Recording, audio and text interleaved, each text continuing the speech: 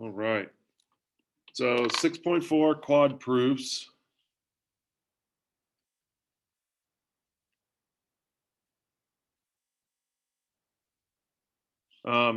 We're going to be working our way through some of these quadrilateral proofs, probably 3 or 4 examples before I let you guys get started on your homework. I am recording this, so I will post the recording. If you guys need to go back and look at these at a later time, you can. So here we have one where we're given that ABCD is a parallelogram. All right, we're given that it is a parallelogram, and we're trying to prove that AB is congruent to CD, BC is congruent to DA. So we're trying to prove opposite sides are congruent here. All right, which is normally a fact and a property we know to be true of all parallelograms. Okay, but not only are we trying to show you how these are derived, but also how quadrilateral proofs work and some things that you can use when you are doing your quadrilateral proofs. Okay, so first of all, we got our given information here. So we're going to go ahead and put our given info there. Second of all, we know that in a parallelogram, opposite sides are always parallel. Okay, it's in the definition of parallelogram. Opposite sides are parallel. So we can say definition of, all right. Now, sometimes you see parallelogram written as a small parallelogram figure.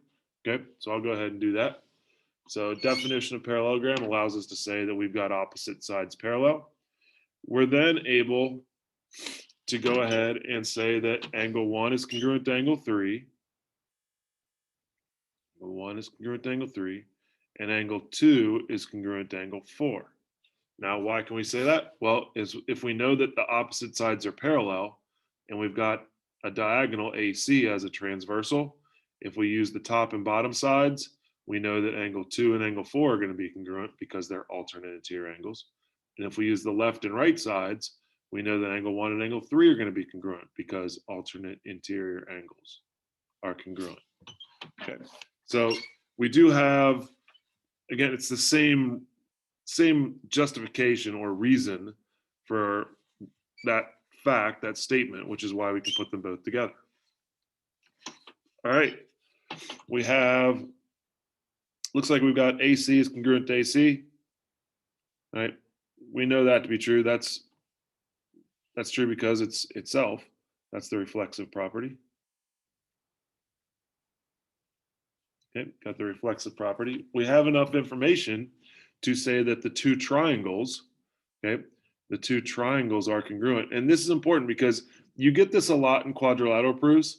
You get some triangle congruencies within them.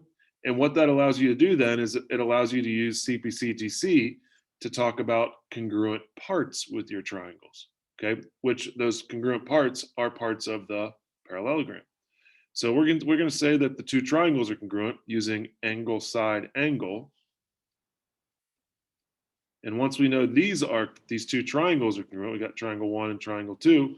Once we know those are congruent, we can then say that AB is congruent to CD and BC is congruent to DA.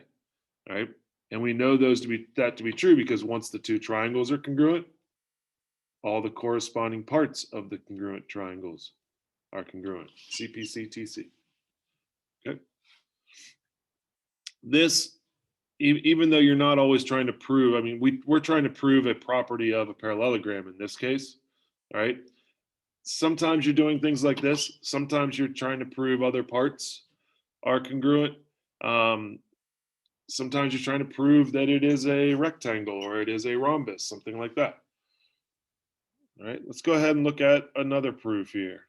So this one is a parallelogram, and we're trying to prove that opposite angles, in this case, angle M is congruent to angle P.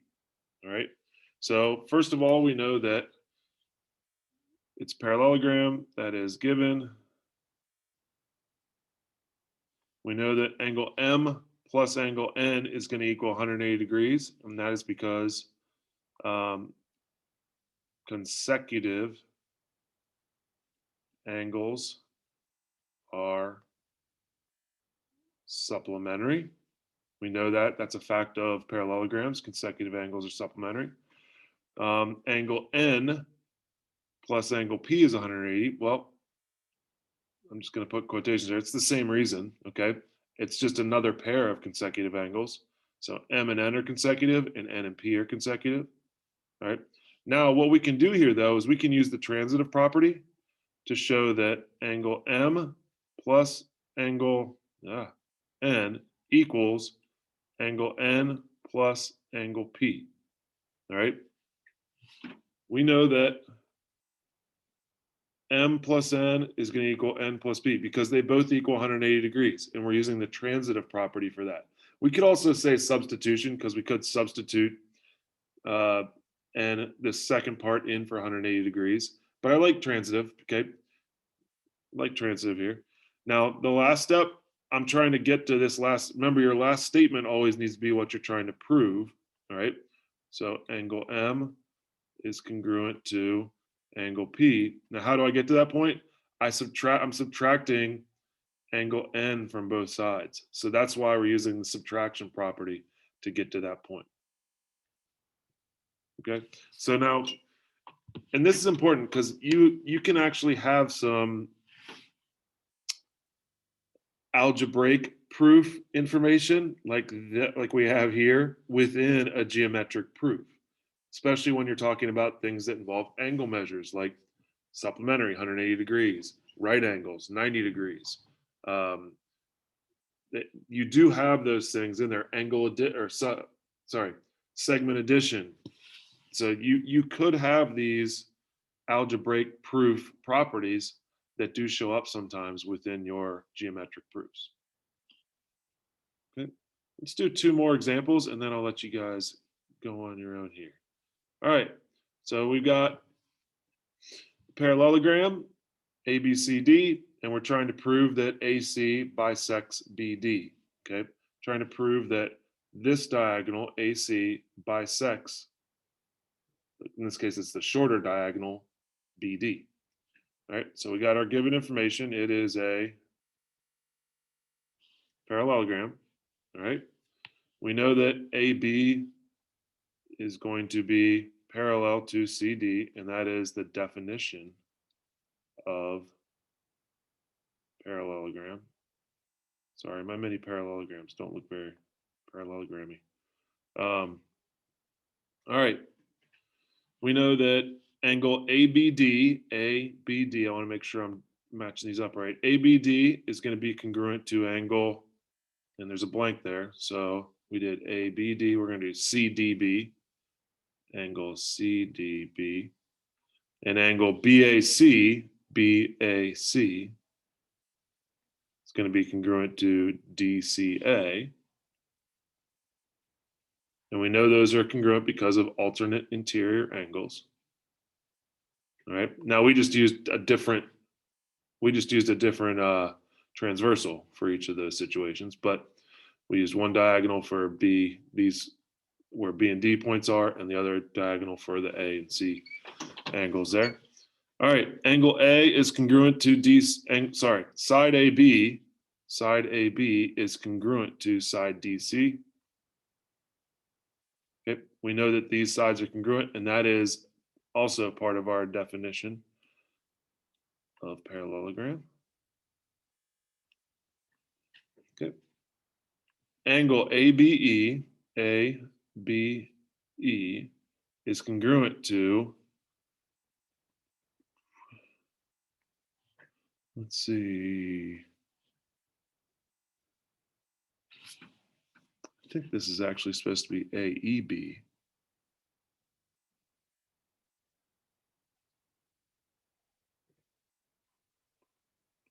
Oh no, sorry, triangle. Triangle ABE is congruent to triangle. Let's see, double, single, nothing, double, single. So CDE, triangle CDE. And we can use angle, side, angle there because we got the two angles and the side in between. There we go. Feel a little better now. Now, what we can do is we can say that AE is congruent to EC, AE is congruent to EC, and DE is congruent to EB because of CPCTC. Okay, we proved the two triangles are congruent. Now the corresponding parts are going to be congruent. And we know that, again, AC bisects BD, right? Because of the definition of segment bisector. Okay, we proved that AC, okay, is dividing this DB segment into DE and BE, and those are right there. We've proven that those are congruent. And if you have those two smaller congruent segments, then the full segment, the point in the middle, which in this case is where AC intersects it, is the bisector. Okay. All right. Last one here. So we got ABCD is a rhombus. That is given. We see that AB is congruent to BC, which is congruent to CD, which is congruent to side AD. So all four sides are congruent. That's the definition of a rhombus. Okay, a rhombus is a parallelogram with all four sides congruent. So definition of rhombus. Reflexive property. Looks like we're saying something is congruent to itself. Probably going to be that diagonal. AC is congruent to AC. All right. We have enough information to say the two triangles are congruent. Actually, I need to mark it in here because we have side, side, side. Okay. We've got three sides in both triangles. Okay. We can say angle 1 is congruent to angle 2. And we can say that angle 3 is congruent to angle 4. Now, all right, we can say that, yeah, we can say all these angles are there. They're congruent. And we know that that side is bisecting. So we can say that AC bisects angle BAD and angle BCD. All right. So these cover just some of the different kinds of proofs that are quadrilateral type proofs. And again, these aren't exactly like you guys are going to have in yours, but they're similar in that you're going to have some different blanks and you're going to have some word bank type things, and you're going to have some drop down items to give you guys options for what's going to go in these different blanks. But I have put that assignment into Progress Book, no, sorry, into Google Classroom for you. Should be in the stream. I've updated the weekly schedule as well, so you guys can see what's coming up and when things are due. Right here in week 2, as you guys work your way down. Again, I will post a video here for you guys so you guys can see